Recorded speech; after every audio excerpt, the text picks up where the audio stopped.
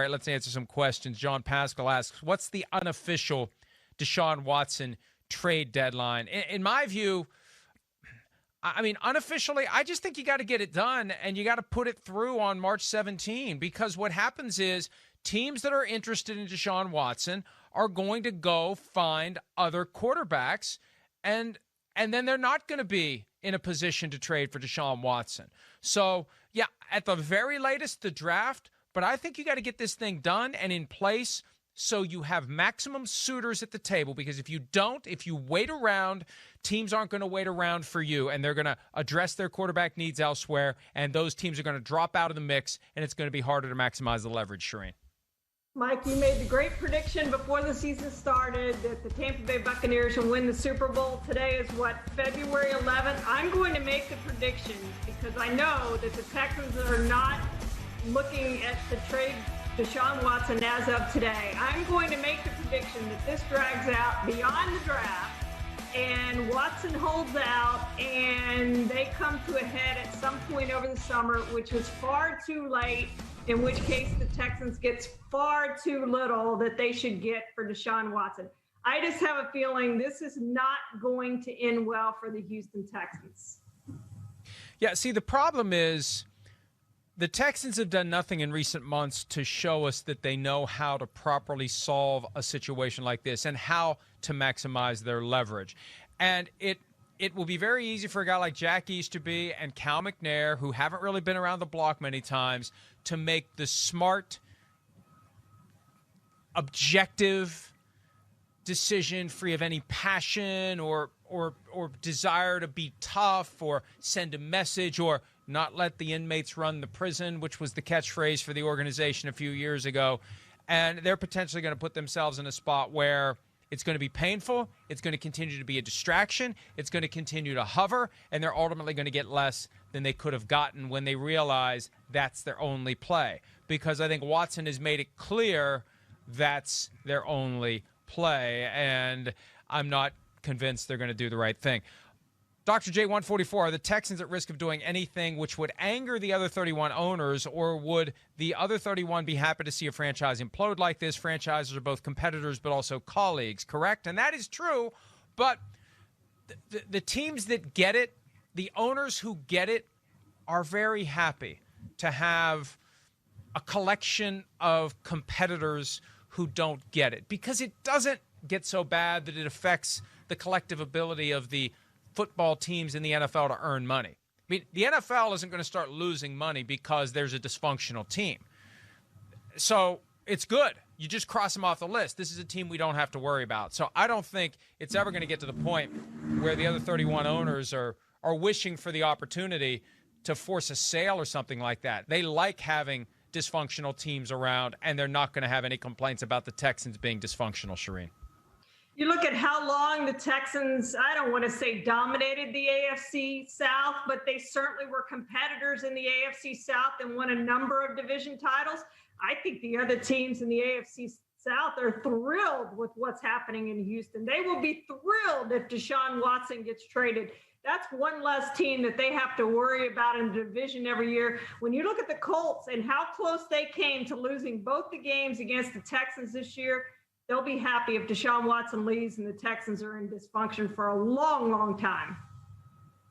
One time I was in the presence of an owner who lives in the city where his team is located, shows up at the facility on a regular basis, and he was asked his opinion on another owner who is an absentee and isn't there all the time. And what do you think of that? And the response was, I love competing against him.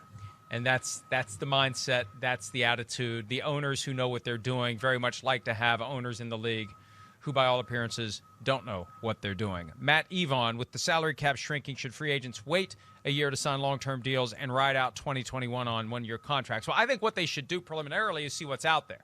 And if you have a long-term offer that is acceptable, you take it.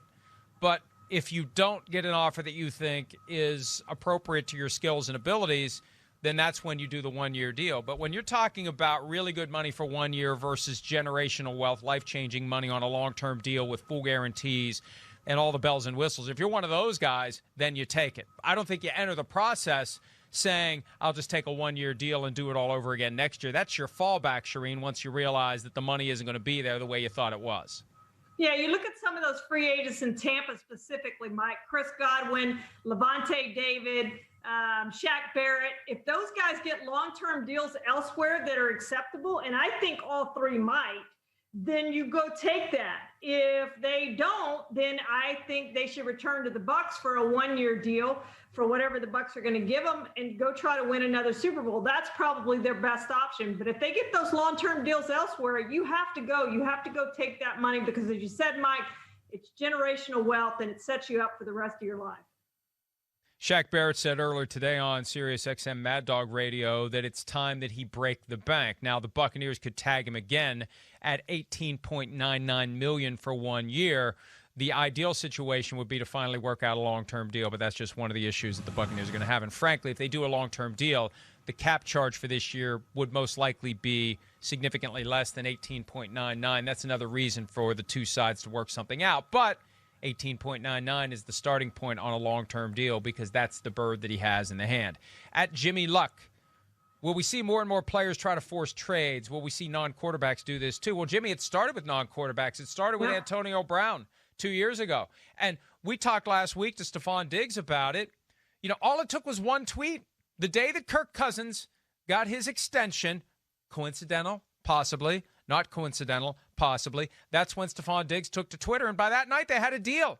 So I think that it's overdue for the franchise quarterbacks who have traditionally been company men to say, you know what, we're not playing this game anymore. We've got power, we've got leverage, we've got options, and we're going to start exploring them. And I think that between what we've seen other players do who aren't quarterbacks and what Tom Brady was able to pull off last year, that's caused this critical mass for Deshaun Watson, Russell Wilson, maybe Aaron Rodgers next year, and other guys who are going to be thinking, I'm not stuck with the team that drafted me for my entire career or until they decide they're done with me.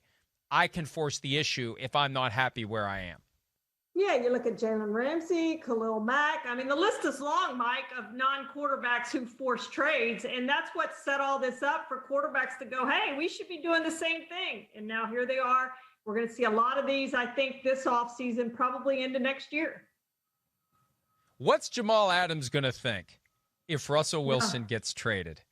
After Jamal Adams finally found a place where he can win some football games, you trade Russell Wilson, it may be a little while until the Seattle Seahawks win some football games. And it may be Jamal Adams wants to be part of the package wherever Russell Wilson goes, along with DK Metcalf, along with Tyler Lockett. But we'll see how that plays out.